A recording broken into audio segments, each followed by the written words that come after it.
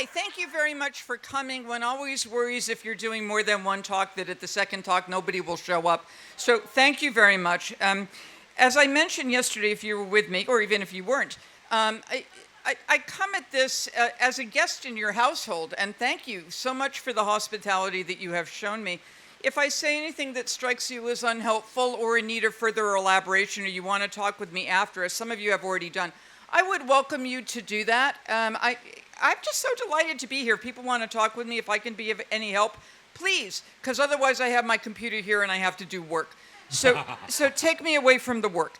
All right, so what we're doing this morning is we're going to talk about the common mistakes that Christians make about Jews and Judaism, not because, they may be anti-Semites, who knows, but generally not because they're anti-Semitic, but they're comments made out of ignorance.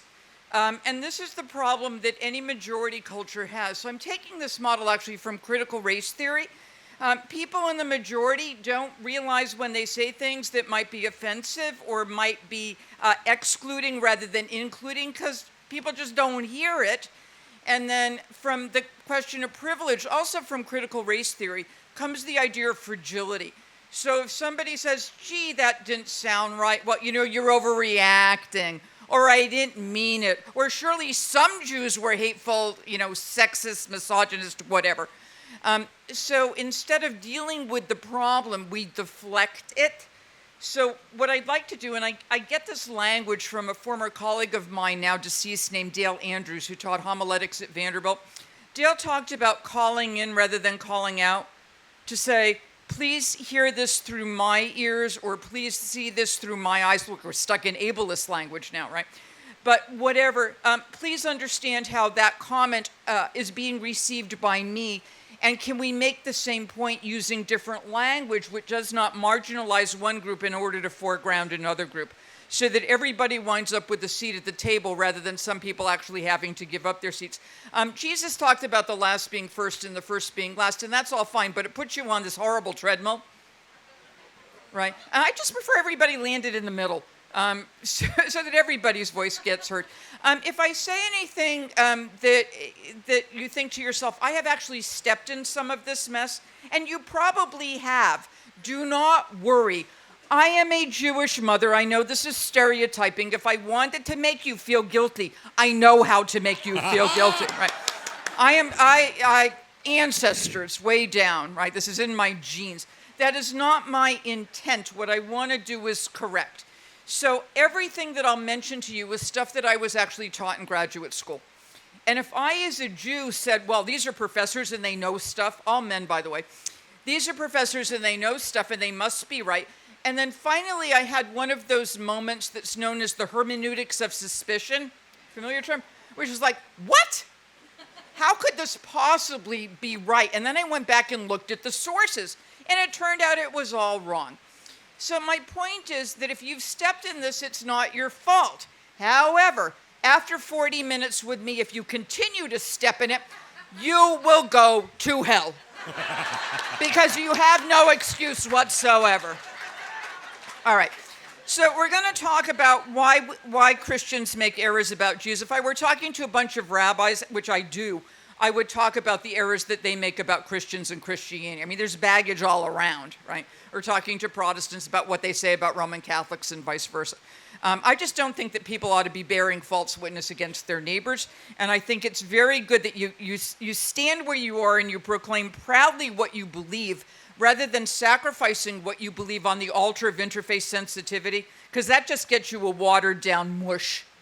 Stay where you are, proclaim proudly what you believe, and at the same time, do not bear false witness against other people. Seems okay. So we'll talk about why the problem happens, because if we can diagnose the why, we're in a better position to stop it. If any of you have any connection with divinity schools and seminaries, there are particular things you can do there. And then we'll talk about the what. If I went through all the mistakes that I've heard or all the mistakes that I've read in papers, we would be here until Christmas. So I'll just take my top silly things that I've heard. Okay, everybody with me so far? Here we go. Why do we misunderstand each other? Part of it is cultural style, which is the broader question of why we do what we do, because people come from different cultures. So when my students, for example, see Jesus arguing with fellow Jews, which he does a fair amount, right? They think he's putting himself outside the system. Why? Because Christians don't argue that much. You just found new denominations. Just leave. Okay, so Jews never settle down to be a religion, which is why you need new denominations, because religions are based on particular sets of doctrinal concerns. You believe X, Y, and Z. So in a number of churches, there are creeds. People who recite the creeds don't always believe the creeds or don't even know what they mean, but it's kind of there in the system. Jews never settle down to be just a religion. We're an ethnic group. If your mother's a Jew, you're a Jew, right? Therefore, in that sense, we're kind of like Americans. We can argue as much as we want because at the end of the day, you can't throw us out.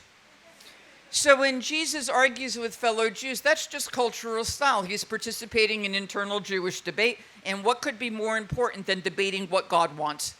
And that's, in fact, what they're doing. And then I think they all went out and had a beer after. Or maybe Jesus provided the wine, whatever. I mean, it keeps them all in the system. And if you hear comments about, well, you can't get through the Old Testament because it's such a slog. Oh, come on, read the letters of Paul cover to cover. Really. And when Jesus talks about love of God and love of neighbor, well, that is Deuteronomy 6 and Leviticus 19. So let's go recall that. Okay, so the first is cultural styles, where the idea is to engage rather than to erase. The second reason we get into trouble is because of the academy. So for most divinity schools and seminaries in the United States are accredited by an organization called the Association of Theological Schools. They're based in Pittsburgh, by the way, so heavy Presbyterian presence, if you're Presbyterian. Since 2006, I have been petitioning the ATS to put in their best practices model for divinity schools and seminaries 3 hours. Usually it's a 3-year degree, or 4 or 5, on how to avoid anti-Jewish teaching and preaching. Because I figured asking for 3 hours out of 3 years was not that much. And I've now been through 3 ATS directors, and they keep saying, gee, Dr. Levine, we just don't have the mechanism to be able to do that. It's a staggering lack of imagination. Therefore, if the stuff that I'm giving you today, you went to seminary and you didn't learn this, call your seminary and say this is instruction that you need to have. If you're a seminary representative, make sure it's there. Far too many biblical studies courses in the New Testament start out with Judaism is diverse. There are Pharisees, there are Sadducees, there are Essenes, and then there are Zealots. And then it's Jews all the way down, and Jesus is over here. So Jesus gets looked at as being over against Judaism rather than embedded within it, right? If you begin to think about Jesus as the first Christian, we're already a little bit screwed up because he doesn't know the word. So ATS. Next reason, demographics plus parochialism. So I do a fair amount of teaching in Australia and in Germany and in locations where there are no Jews. Now, there are Jews in Sydney, but you get up to, Queensland, way up north, Perth, not a whole lot. So if you come from an area where there are no Jews, if you come from an area where Jews equal the Old Testament plus you read from Al Jazeera newsfeed, then everything about Jews is terrible and awful and everything about Christians is bright and shiny. So if we don't know the Jewish history, then it becomes very difficult to hear the problems that may pop up, right? So part of this is demographics. Part of it is parochialism, even in the United States. If you go to a Christian school and you play in a Christian group and you go to a Christian college, you may never meet a Jew unless you meet a Jew who's Messianic, which is fine. But you might not know Jews on their own terms, but you will wind up hearing about them in the New Testament. So if it turns out that, your violin teacher happens to be Jewish, you might have a second thought about talking about Jews as children of the devil. That's John chapter 4. So part of it is just we don't know each other very well because we live in our little enclaves, and that's not helpful. Next is a change in biblical studies. So when I was learning biblical studies in college, Smith College, yay, rah, a women's college. When I was learning biblical studies at Smith and then at Duke, okay, good. Mike Krzyzewski. Now, we are to love our neighbors as ourselves, and we are to love the strangers who dwell among us, and we are to love Duke fans even if we like UNC. It's fine. Anyway, or Wake or wherever, the old ACC. Anyway, it used to be in biblical studies that everything was the historical critical method, which was okay, but it didn't preach. Because you couldn't get into the pulpit and talk about JEDPMLQOUSE, because nobody cared. And historians were imposing stuff. If you read Joachim Jeremias, who doesn't know first century Judaism history, but I mean, he's still in print. But the idea was he did historical critical work. Well, the tide changed in the 1970s, and it started moving more toward literary criticism, which was a good thing. And then sociology came in, and then economics came in, and post-colonial theory came in, feminist readings came in. So what happened was history not only took a backseat, in some cases history was actually erased. So why would we do history, said some of my students at Vanderbilt, not all to be sure, but some, because history is written by the historical winners, and the historical critical method was invented by a bunch of white supremacists, which it was. There were a bunch of folks in Germany in the 18th and 19th century, right? But that doesn't mean the method is actually completely blighted. I mean, you can actually use the master's tool to deconstruct the master's house. That's doable. So when I said to my students, gee, if we don't do history, we lose the history of queer people, and we lose the history of enslaved people, and we lose the history of women, and the history of Jews, and the history of colonized people, they said, well, And then I said to them, well, if you take Jesus out of his own historical context, why would I care about yours? They didn't like that.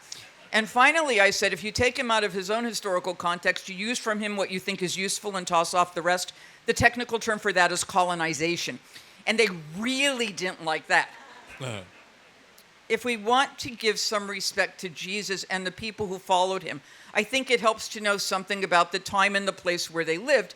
In the same way, if we fall in love with someone, we want to know where that person was raised. God help us, we need to meet the parents. You want to know the favorite, baseball team or whatever. You want to know something about that person's background. If you want to know about Jesus, I think it behooves us to know something about his background. Another reason is weak Christology. Is that clear? High Christology means you believe everything literally that the Bible says about Jesus. The mom was a virgin when he was conceived, and he walked on water, and he raised the dead, and then he rose from the dead, and he went up somewhere up there. That's high Christology, and that's fine, okay? But what happens if all that's myth or metaphor? And you really want to be a kind of Sermon on the Mount Jesus. You want the social justice Jesus. You got weak Christology. Well, then how do you make Jesus unique? Unique being a theological concept. Okay, we're all unique, but Jesus is like really unique. The best way to do that is to drop the bar on first century Judaism and make Jesus the only Jew who cares about women's rights and health care and speaking truth to power and all that. So it's a problem of weak Christology. Some of the worst sermons I've read have come from the most liberal of Christians. And the reason is they don't hear the problem and they don't know the history. Which brings us to number 6, Jesus the Liberator, the social justice Jesus. So I've had students who have actually said, speaking about the last talk, about Jesus talked about love of God and love of neighbor. How original. I think, no. So find the roots of his justice concern in Deuteronomy, in the prophets. He's not inventing justice. He's channeling the best Jewish ideals of justice, which is why I can follow him, because he reads to me like a Jew. But if we miss that context, we're going to get him wrong. And finally, the problem is simply tone deafness. We don't hear it. There's a major UNESCO site outside of Barcelona called the Mystery of Elche, E-L-C-H-E. It is a 2-day performance, dawn to dusk, about the life of the Blessed Virgin Mary. So if you're Catholic, you may know about this. At the end of Mary's life, she is assumed into heaven, kind of like Jesus with the ascension. So Jesus, in the Catholic thought, is not the only one in a body up there. Mary's body is up there. And at the end of the Mystery of Elche, the Jews, who were called in medieval Spanish the Jews, are trying to pull Mary's casket down, and they jump up and they yell and they scream. And that's the funny part that everybody looks forward to, unless you're Jewish. I move into convents every once in a while, and then after about 2 weeks, the partner calls and says, you're married and Jewish, come home. And the nuns go, you're married and Jewish, go home. So I'm living in a Maryknoll convent in Manila, the Philippines. The nuns were great because I said, I'm a guest in your house, what should I bring? They said, bring scotch. So I thought, I'm going to be fine with these ladies. So I mentioned this, and so Philippines is former Spanish colony before MacArthur got there, right? And one of the sisters mentioned that when little kids in her neighborhood were acting in a rambunctious manner, parents called out, "Stop acting like Jews." But when I was a kid growing up in Massachusetts, parents called out, "Stop acting like members of the indigenous population," which we had wiped out 300 years before, right? So we say things and we don't hear them until somebody says, "Excuse me," and they go, "Oh," and then you call in. Yeah, you didn't mean it. It's a problem. You probably don't want to do it anymore. And if you hear somebody doing it, you might want to. So it's tone deafness. Okay. Where are the mistakes? What are they? Okay. So the first one usually deals with issues of law or, God forbid, legalism. Because churches are all squirrely about legalism. So therefore, Jews represent the burden of the law, and we're also struggling to maintain all 613 commandments that were either sanctimonious or neurotic or both. And Jesus comes along and says, love God, love neighbor. Yeah, nothing else matters. That's not correct. Jesus is not Torah light. Jesus is actually Torah heavy. So how do we know that? Because he actually makes the law more rigorous rather than less. So there's a section on the Sermon on the Mount that's typically called the antitheses. Antitheses, right? An antithesis is an opposite. An antithesis would be, you have heard it said, do not murder, but I say to you, lock and load. That's an antithesis. Right? So what Jesus is not doing is saying, you have heard it said, but I say to you. You have heard it said, and I say to you. He's not antithesizing. I'm not sure that's a word. He's not setting up antitheses. He's setting up extensions. He's doing what Rabbinic Judaism calls building a fence about the law. You can find this in a rabbinic document called Pirkei Avot, the Ethics of the Fathers. So what do? We have a law. We make a second law to make sure we don't violate the first one. You have heard it said, do not murder. And I say to you, don't be angry with a brother or sister. Because if you're not angry, you're less likely to murder. You have heard it said, do not commit adultery. He says, and I say to you, don't think about it. Because if you don't think about it, then you don't plan it. And if you don't plan it, it's less likely to happen. He says, you have heard it said, don't take a false oath. I say to you, don't take an oath at all. But let your yes be yes and your no be no. And what do people do? Swear to God. Cross my heart and hope to die. They drag you into a court and make you swear on a Bible, the very text that says, don't take an oath. Which they'll affirm you in if you don't want to do this. People in the courts don't like me. So he's not doing away with Torah. He's actually trying to get at the heart of Torah, which is what the Pharisees were doing and what the Essenes were doing and what John the Baptist was doing. And again, it's all part of Judaism because it's part of a broader ethnic group. So law positive. As far as Gentiles are concerned, by which I mean not Jews and not Samaritans, which probably most of you, Gentiles. Yeah, that's fine. They were never under the law to begin with. And the reason Paul's walking around saying don't get circumcised, personally not my problem, but don't get circumcised, you don't need to follow, right, because Gentiles were never supposed to do that in the first place. One dominant Jewish, eschatological, end-of-the-worldly stuff, one dominant Jewish end-of-the-worldly vision was that the Gentiles would turn from their own gods, which the text calls idols, to worship the God of Israel. Zechariah talks about the day that 10 Gentiles will grab hold of the coat of the Jew and say, take me with you to Zion, because we've heard that the Lord is with you. They don't say, circumcise us when we get there. So the model is everybody, Gentiles and Jews, maintaining their own identities, together worship the God of Israel. So the distinctions are in fact not erased, but preserved. So the law, it's not your problem, but don't tell Jews it's our problem. Why? The best way of thinking about the law is ancient multiculturalism, because it's by following the Torah that Jews were able to persevere when there are no longer Moabites or Ammonites or whoever, and how Jews have persevered when we got thrown out of Jerusalem in 135. When we moved into diaspora, we're still here. Why? Because we have the Torah. So it's our multiculturalism. Next, purity laws. Purity laws. Oh, my goodness. So our dear friend Marcus Borg, may his memory be for a blessing, fabulous man, talked about how Jesus came to substitute a system of purity with a system of compassion. But that's not right, because the opposite of purity is impurity, not compassion. And the opposite of compassion is lack of compassion. So a number of my Christian friends have this idea that purity laws are burdensome and terrible, particularly on women. And by engaging with people in states of ritual purity, such as a woman who probably has vaginal or uterine bleeding, or a fellow with skin disease, the Greek is lepros, which is where we get leprosy, or by touching a corpse, like the dead girl, that Jesus is doing away with the purity laws. Not at all. What he's doing is restoring people to states of ritual purity. It's exactly the opposite of what my Christian friends think. He's restoring them to purity. The lady's problem was not so much that she was impure. The lady's problem was she had been bleeding for 12 years and she blew all her money on physicians. So it's an issue of health care and health and expenses. If my friends who think about purity as a big problem, this is a small town in the Galilee where everybody knows who has the gallbladder problem and who's bleeding. Plus, she's been doing this for 12 years. The word got out. As soon as they saw her, that crowd would have parted like the Red Sea if purity functioned the way people function. If purity functioned the way my friends think, let's say I'm in a state of ritual impurity, which I'm not, because I'm almost 70, thank God. Okay.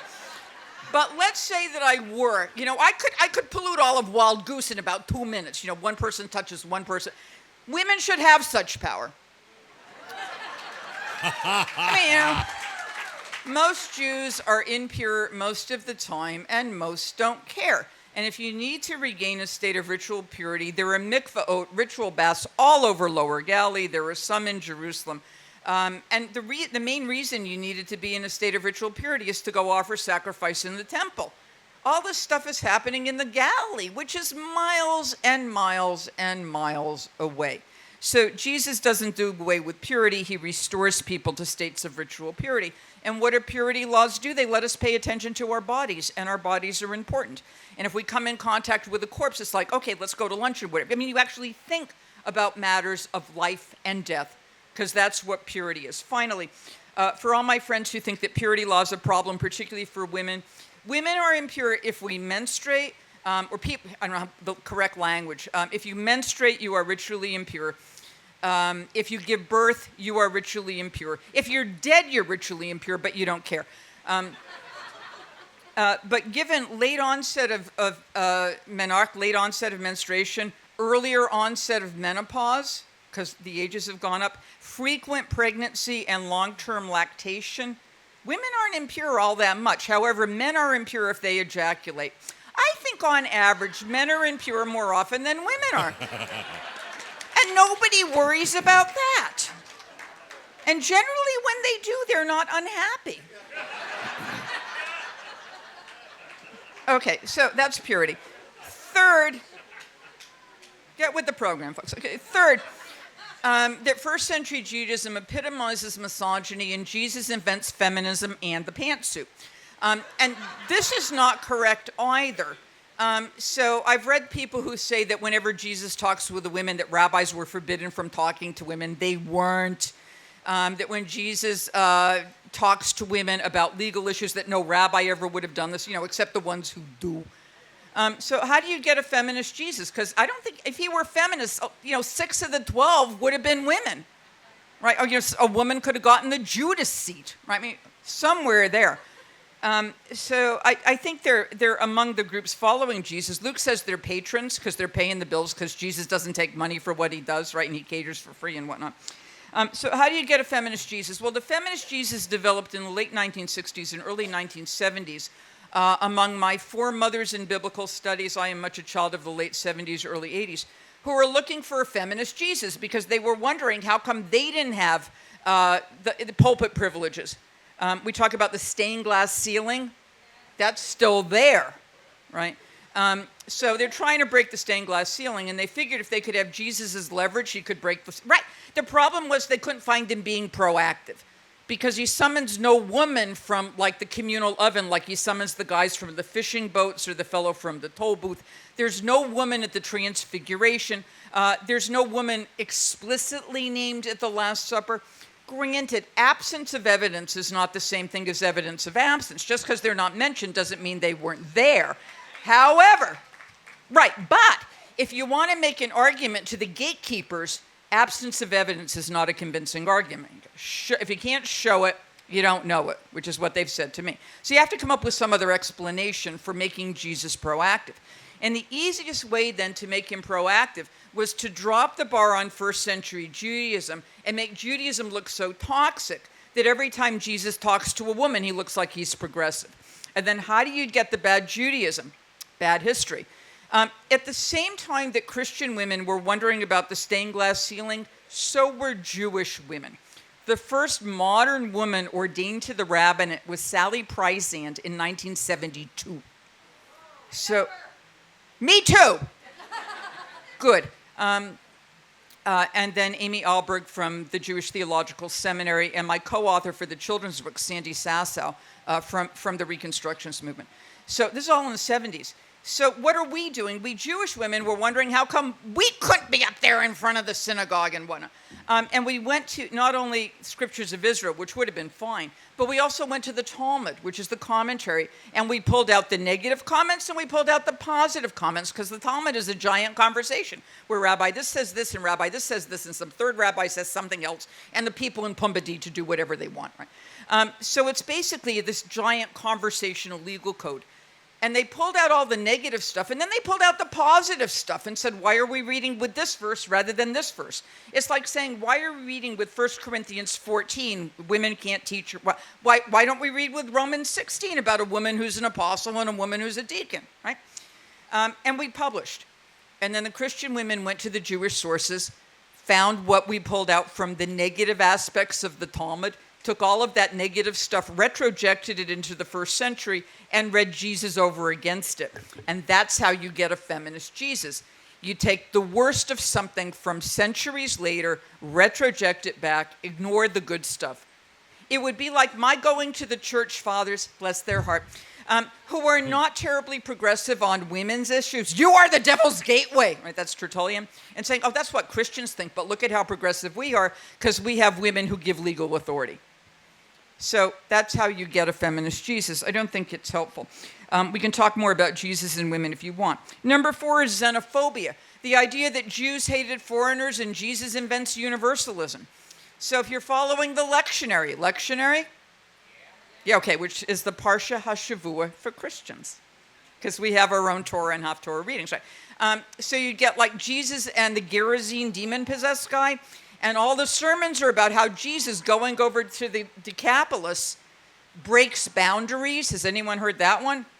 You know, he went outside the land of Israel. He broke boundaries. There were Jews living in the Decapolis. They didn't think they were breaking boundaries. There were Jews living in Tyre and Sidon. They didn't think there were Jews throughout the diaspora. So what does the Christian do? Invent a boundary for Jesus to break. And that's not terribly helpful. Were Jews xenophobic? Probably some of them were. But the majority were not. How do I know this? And you can always say to a Bible scholar, how do you know this? Because we make stuff up. So here's how I know this. Because the outer court in the Temple of Jerusalem is the court of the Gentiles, where Gentiles were welcome to worship and even to offer sacrifice. Because synagogues had what were called God-fearers. They're Gentile affiliates who liked hanging out with Jews. Why? Because after services, we feed you, right? And you know, the music's okay, and we don't ask you to be circumcised if you're male. You can just kind of join for the fun. So we have Gentiles in synagogues. We have Gentiles in the temple. We have Jews living in the diaspora, like Paul, you know, whose family's from Tarsus. Tarsus is kind of like Chapel Hill. It's a college town. Right? That was a compliment. So does Jesus invent universalism? No. He's a Jew, but that doesn't prevent him from associating with Gentiles. He would be expected to do so, just as Gentiles would be expected for him to do this. In terms of the idea that I've heard that Jews only love fellow Jews and Jesus invents loving everybody else, no. That's Leviticus 19. Leviticus 19:18 is love your neighbor as yourself, which actually does mean fellow Israelite. But Leviticus 19:34 says love the ger, the migrant, the immigrant who dwells among you, because you are migrants or immigrants in the land of Egypt. You need to know who's in and who's out, because you need to know who can do in this group and who can't. So neighbors, fellow Americans, strangers, Canadians. And they're lovely on the whole, but they can't vote in our elections. Because you need to know who's in and who's out, who's a member of the church who has say and who's just coming in from the outside, and does that person have the same sort of say? Okay, number 5, the temple domination system. When this came out from the Jesus seminar, I had a lot of stuff on the temple domination system. I started calling it the TDS because it sounds like a venereal disease, and it was like a TDS. And the idea was that the temple was exploiting the peasants, and then when Jesus, because you have to pay the temple tax, which is a half shekel tax. It hadn't changed from the year 400, by the way, and if from 400 to the first century, 500 years, no inflation, that's pretty good. Anyway, you had to pay the temple tax, and you had to pay for sacrificial animals.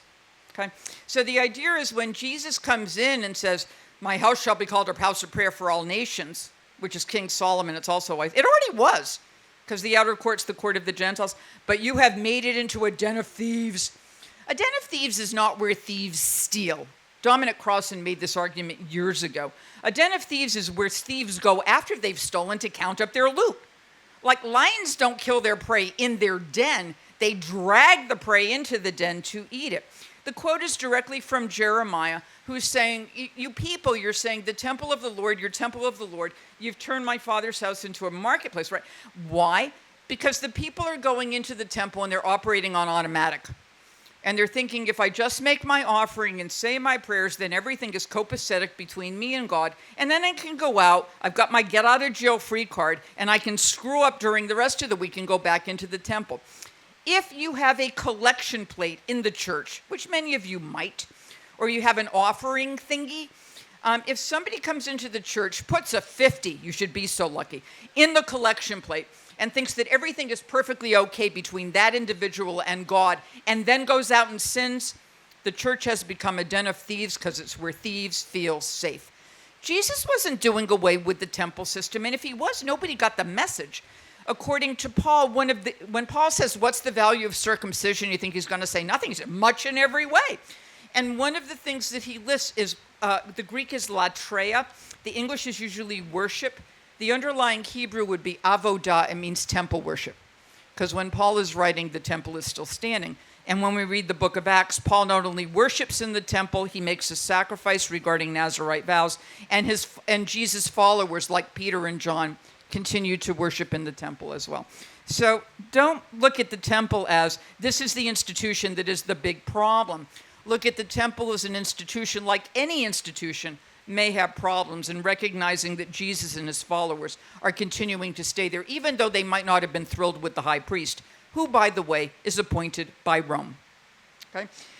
Number 6, the idea that all Jews wanted a militant Messiah, and they rejected Jesus because he talked about peace. Well, probably not. First of all, his followers are armed, right? They never got the message in the Sermon on the Mount about turning the other cheek, right? Because if you have a knife, that's hard to do. That's why somebody gets an ear chopped off in Gethsemane. The story changes as you go from Matthew to Mark to Luke to John, who fills in the details. His name was Malchus. It was the right ear. Luke tells us that he healed the ear. So, I mean, the story, somebody's armed. In the Gospel of Luke, Jesus says, if you don't have a sword, go out and buy one. And the guy said, we got a couple over here, right?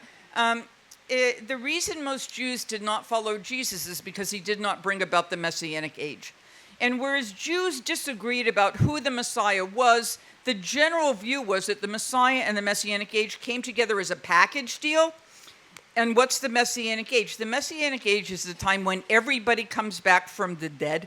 That's why Paul refers to Jesus as first fruits of the Messianic age. First fruits means final harvest, same season, right? Everybody comes back from the dead. You get a hint of that in Matthew, where on Easter Sunday the tombs open up and the people from, the dead people come into, it's like Night of the Living Dead, only good, right? Or Walking Dead, only good, for those of you who watch television. They expected there would be peace on earth, and then to war, death, disease, poverty. Kids don't cry at night because they're hungry or lonely. There's a final judgment, and God works it all out. That didn't happen. So most Jews woke up on Easter Sunday and said, anything new? It's just that some woke up and said everything is new. But why don't most Jews follow? Because there's no Messianic age. So when the Messiah comes, or if you prefer, comes back, then we can worry about who got it right. Okay? We Jews, we're adaptable.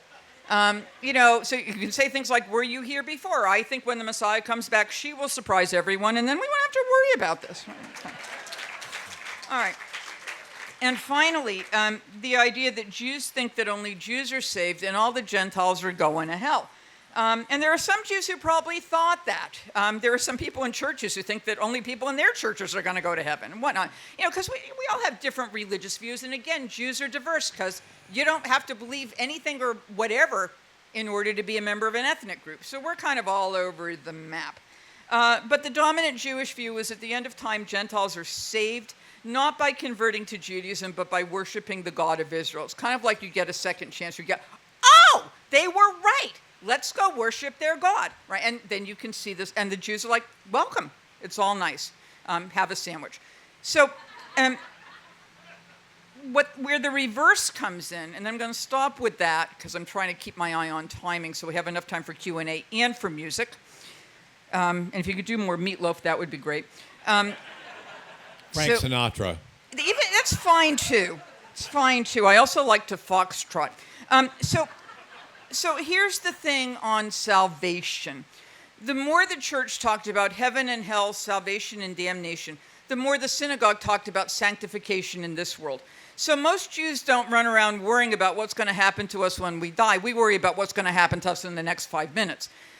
So we're much more interested in what we can do on earth, and we leave this whole thing about salvation up to God, who is the final judge, and therefore we're not walking around condemning people to hell or whatnot. But I want to leave you with this story. A number of years ago, I was actually teaching at UNC Chapel Hill while I was at Duke, so I'm good with whatever color blue you want. This was in the early 1980s, and there was something called Campus Crusade for Christ. Right? It's now Cru, which just it's a rebrand. And they all took the class with me because they all took New Testament classes. There was an easy A, and they were great students because they did the reading. And about midway through, they came to me and they said, we want to know what you are. I said, what do you mean? And they said, we want to know what religion you are. And back in the 80s, you didn't tell because it was supposed to be like you just kind of kept all that personal stuff out. And I said, well, I've been advised by my faculty that that's really irrelevant because if I tell you, then you're going to write papers thinking this is what I want, given this is where I'm located. So at the end of the term, when all the grades are in, so there's no pressure on it, I will tell you. The end of the term, they all showed up. And I said, who do you think that I am? Whoa! Because it was an opening. And their response was, we think you're a Southern Baptist with weird ideas. Oh my gosh. In other words, you sound kind of like us, and you really like Jesus, and you take the Bible seriously, but you've got some weird ideas. I said, well, actually, I'm not. They said, okay, so you're at Duke, you're a Methodist. You would have thought the last name Levine might have been a giveaway. But, they don't know. All right. Then one of them said, you ain't one of them Catholics, are you? And I said, first of all, I was raised in a Catholic neighborhood, and I really, really like Roman Catholicism, so can we rephrase that? And by the way, I'm not. And then what are you? And I said, I'm Jewish. And there was this collective step backward, and they said, well, we will pray for you. And I thought, keeps them out of trouble, couldn't hurt. Thank you. But they were very, very worried about whether I was going to go to hell or not because they were concerned about the state of my immortal soul. I am not particularly worried about my immortal soul. I've been dead twice. I have 2 artificial heart valves. I function on batteries. If it's very quiet, you can hear me click. Being dead is a gross inconvenience. But other than that, it's okay. Right? So I made up this story. Here's my story. After a very, very long and happy life, I die. I find myself at the pearly gates. There is St. Peter. Fabulous. You can tell because he's got a little rock insignia. There's a little bit of heaven here. So I say, Peter, Lovely to meet you. I have some questions, like where did you wander off to in the middle of the book of Acts? And whatever happened to your wife, because we know about the mother-in-law. And who won the food fight that you had with Paul in Antioch? Because we've only got his view. And what was the fight over in the first place? It was the venue? Was it the menu? Was it the people? Whatever. Can you read? And Peter says, look, lady, I'm on duty right now, but pick up your harp and your halo with the next tent, and over there you get your wings and your slippers, and I'll talk to you after dinner. And I'm thinking, this is fabulous. I'm now off to go find the Blessed Virgin because I got questions for her too. Because this is Bible study heaven. Now, there's a line. There's always a line, but it's a good line because it's in heaven. Not only does it move, but there are clean porta potties.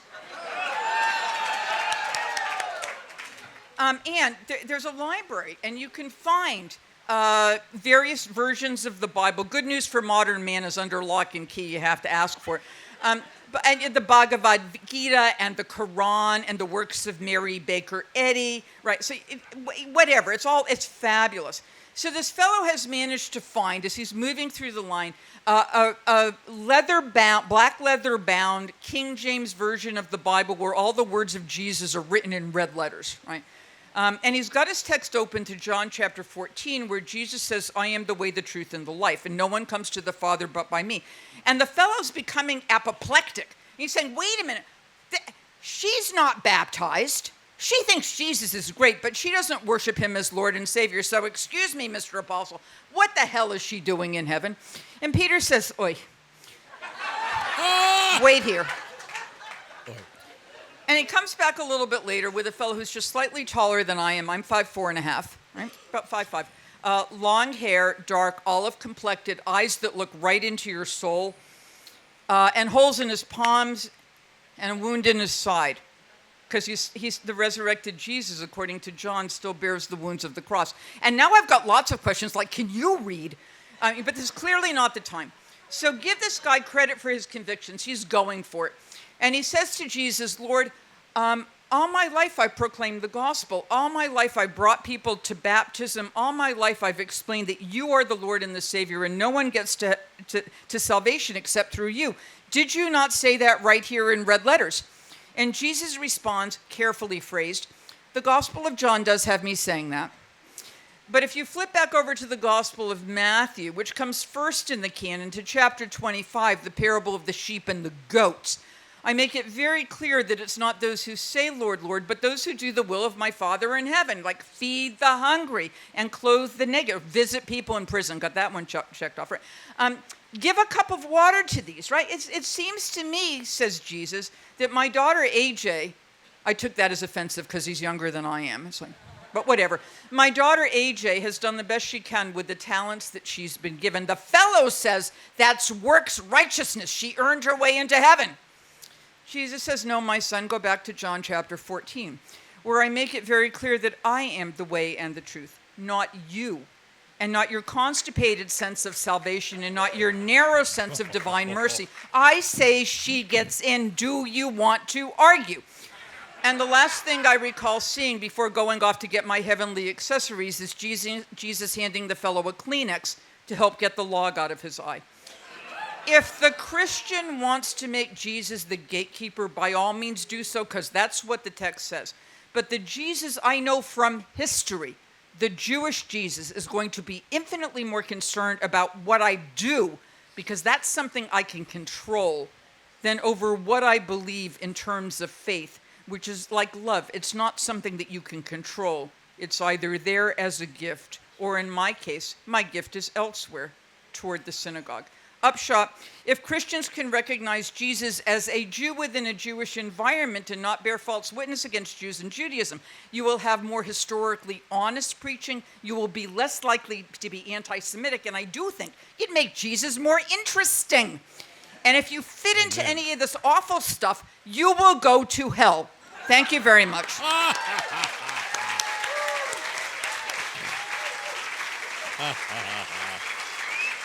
Thank you. Thank you. Thank you. God. Thank you. Wow. My gosh. I feel like Sally Field. You like me. We have music, but we have a little bit of time for Q&A first. Comments or questions from you? 5 minutes for Q&A, please.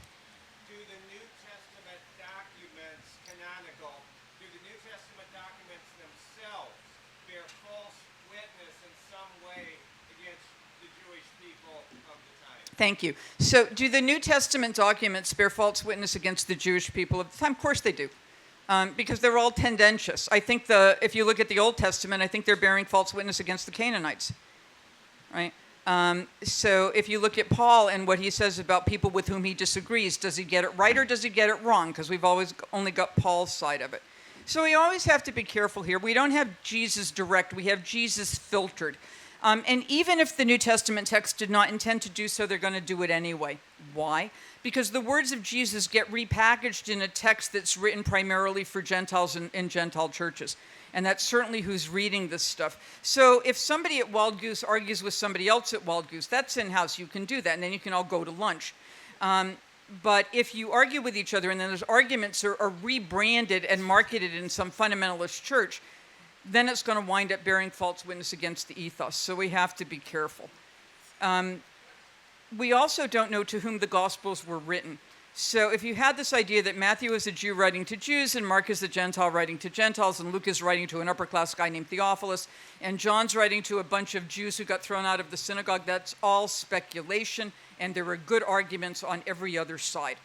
So I think Matthew's Jewish, because Matthew knows a lot of post-biblical Jewish stuff, but there's no reason to think that Matthew is writing to some narrow Jewish conventicle. I think Matthew is writing to anybody who's going to read Matthew. And there's no evidence, except for the Gospel of John, that puts all this in the future tense of Jews throwing out fellow Jews for believing that Jesus is the Messiah.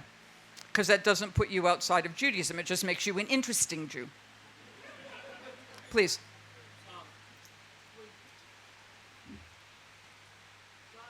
John Spong says that most of the New Testament is the gospel according to Paul versus Jesus, who's.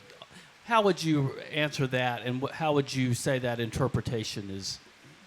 Thanks. So the question comes from Jack Spong, and it's most of the New Testament is Paul rather than the Gospels. Well, you throw the Gospels and Acts together, you get a majority. You got 13 letters attributed to Paul, but some of them are short. Philemon is 33 words. What happens is the Christian church, particularly the Protestant church, is a very Pauline church. If you're Catholic, you're going to front-load the Gospels. If you're Eastern Orthodox, you're going to front-load the Gospels. And if you're Protestant, you're going to front-load Paul. So I think somebody said this yesterday. I don't remember who, but it was a good comment. It was, you don't worship the Bible, you worship that to which the Bible points. And the problem is then too many people are committing the sin of bibliolatry. And then certain texts become more prominent than other texts. I don't think Paul messed up the system at all. I think Paul is trying to explain why a bunch of Gentiles should worship the God of Israel. And the God of Israel represented by a guy who dies on a cross. That's bad marketing. And he's got to figure out how to do this. And he did it brilliantly, but he did it in a way that, as a scholarly community now called the Paul Within Judaism School has suggested that he does. So as long as we remember that Paul is writing to Gentiles, then his comments make perfect sense. If he's writing to Jews, they make no sense whatsoever. So it's a both and. Let me take one more question. I'm just looking for a girl presenting person. Please. I may have missed something. Is any of this published in one of your books? Yes. So for a quick list of problems and some solutions, I did a book. We're now working on the 3rd edition, pray for me, with my friend Mark Brettler, who teaches at Duke, called The Jewish Annotated New Testament. It's published by Oxford University Press. We have to change it because we have to adapt to the NRSV UE. Thank you, National Council of Churches. So we're redoing all the notes, the essays, the annotations. And I have in the back the common errors that Christians make about Jews and Judaism. There are 10. I've only given you 7. And when you go through the annotations, you will find a whole lot more. So what we did for the entire and this is just Jews annotating this, not Messianic Jews, just like Jewy Jews. And what we did is anytime we know there's a problem, we pulled out a little gray box, like, you may have heard, but I say to you, right?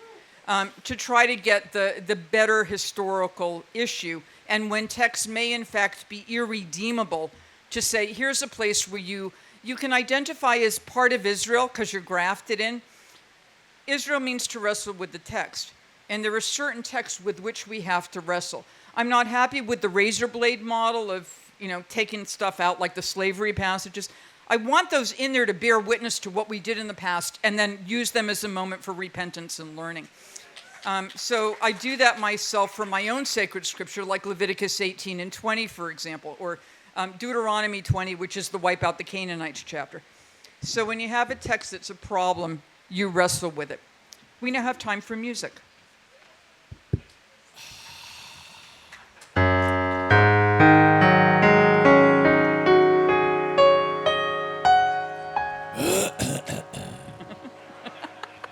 Yeshua, if you had known the nutty things that we have done to you,